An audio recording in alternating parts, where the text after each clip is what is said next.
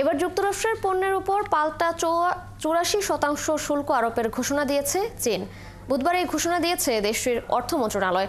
বৃহস্পতিবার থেকেই কার্যকর হবে সব ধরনের মার্কিন পণ্য আমদানির উপরে চীনের এই শুল্ক হার। বেইজিং কেবল শুল্ক নয়, আরও কড়া ব্যবস্থা নিয়েছে। যুক্তরাষ্ট্রের 12টি কোম্পানির উপর রপ্তানি নিয়ন্ত্রণ আরোপ করেছে দেশটির বাণিজ্য মন্ত্রণালয়। এসব কোম্পানিকে চীন থেকে সামরিক ও বেসামরিক উভয় কাজে ব্যবহৃত পণ্য কেনা নিষিদ্ধ। আরও 6টি মার্কিন প্রতিষ্ঠানকে অবিশ্বস্ত সত্তা তালিকায় যুক্ত করে চীনে তাদের ব্যবসা নিষিদ্ধ করেছে।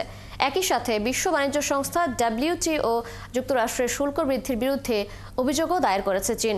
চীনা পররাষ্ট্র মন্ত্রণালয় বলেছে, আলোচনা করতে হলে যুক্তরাষ্ট্রকে ক্ষমতার ভিত্তিতে পারস্পরিক সম্মান ও পারস্পরিক উপকার নিশ্চিত করতে হবে।